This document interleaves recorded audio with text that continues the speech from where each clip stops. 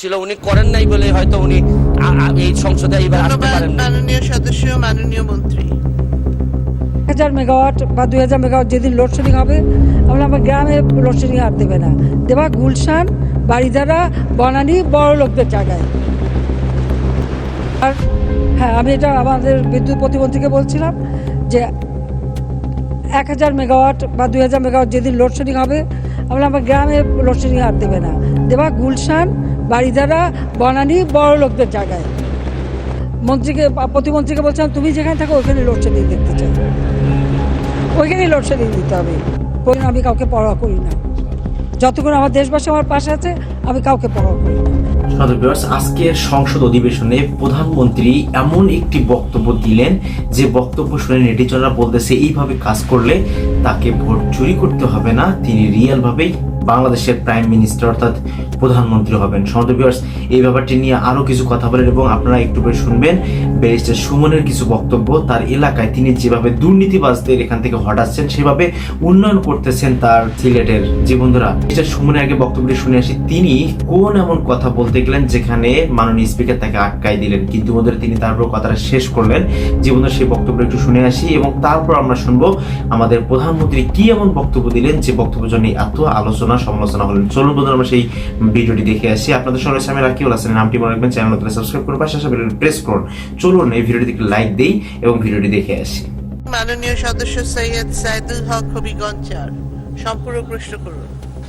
মাননীয় স্পিকার, আমার নির্বাচনী এলাকা হবিগঞ্জ 4 মাধবপুর চুনারঘাটে 25টা চা বাগান এবং 2টা রিজার্ভ ফরেস্ট আছে। আমার জানা মতে এক উপজেলায় এত সম্পদ পর্যটনের জন্য আর কোথাও আছে কিনা আমার জানা নাই। আমার বক্তব্য হচ্ছে মাননীয় স্পিকার, মাননীয় মন্ত্রীর কাছে আমার জিজ্ঞাসা যে মাননীয় প্রধানমন্ত্রীর যে 6 লেন সিলেট বরাবরে করতেছেন, এতে আমাদের দূরত্ব কমে যাবে 4 ঘন্টা থেকে মাত্র 2 ঘন্টায়। ঢাকা থেকে এর চেয়ে কাছে চা বাগান আর কোথাও পাওয়া যাবে না। তো পর্যটন মন্ত্রণালয়ের এইরকম মাননীয় প্রধানমন্ত্রীর এই স্পিডের সাথে তারা আমাদের এই পর্যটনটাকে সামনের দিকে নিয়ে যাওয়ার জন্য কিছু করবেন কিনা।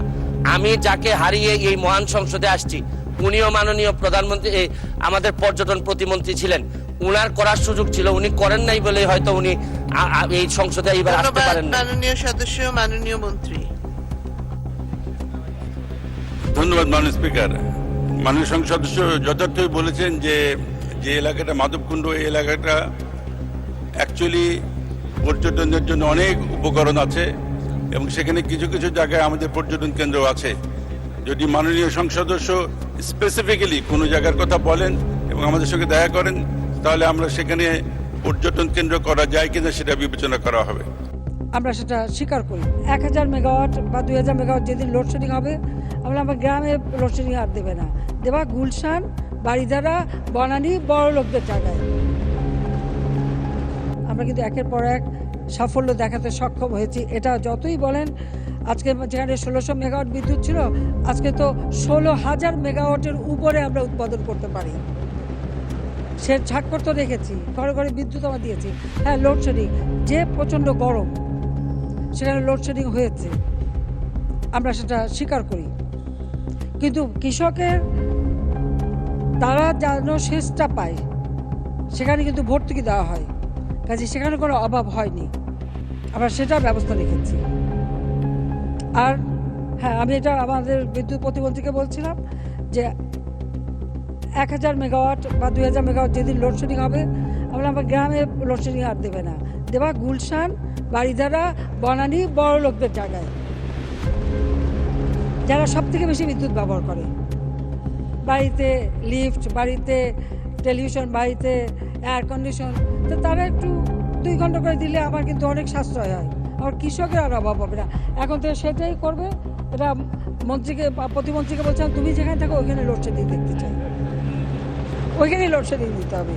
প্রজেক্ট দিয়েই তো আগে টাকা খাওয়া, আর আমরা প্রজেক্ট শেষ করে ছাড়ি, ওখানে টাকা খাওয়ার কোনো সুযোগ নাই। এটা হলো বাস্তবতা। যে কাজগুলো আমরা করেছি, যার শুভ ফলটা দেশবাসী পাচ্ছে, সেটাকে স্বীকার করে। কিন্তু প্রত্যেকটা কাজকে যদি প্রশ্নবিদ্ধ করার উদ্দেশ্যে করা হয়, তাতে কি করতে পারেন? জনগণের কাছ থেকে কিন্তু আমাকে দূরে সরাতে পারবেন না। আমার একটা শক্তি হচ্ছে জনগণ, তাদের শক্তি নিয়েই আমি চলি। সেখানে একটা আস্থা সৃষ্টি হয়েছে জনগণের মাঝে যে আমি তাদের জন্য কাজ করি। কাজে ওই আস্থা বিশ্বাসটাই হচ্ছে আমার একমাত্র সম্বল, আর এই সম্বল নিয়েই আমি চলি। এই জন্য আমি কাউকে পরোয়া করি না। যতক্ষণ আমার দেশবাসী আমার পাশে আছে আমি কাউকে পরোয়া করি না। মাননীয় প্রধানমন্ত্রী শেখ হাসিনার বক্তব্যটি আজকে কেমন লাগলো অবশ্যই আপনার কমেন্টসে জানিয়ে দেবেন। তিনি এরকম করে কাজ করলে, তিনি বললেন গুলশান বনানীতে শুধুমাত্র কারেন্ট থাকবে, অন্য জায়গায় থাকবে না, এই ব্যাপারটি নিয়ে তিনি রুখে দাঁড়ালেন। ভিউয়ার্স, আপনারা কারা কারা আজকে এই প্রধানমন্ত্রীর বক্তব্যটি ভালো লেগেছে অবশ্যই কমেন্টসে জানিয়ে দেবেন। এবং বেশি সুমনকে যারা যারা ভালোবাসেন ভিডিওটিতে লাইক, কমেন্ট এবং একটু কমেন্ট দিয়ে যাবেন। আজকের ভিডিও পর্যন্তই। আল্লাহ হাফেজ।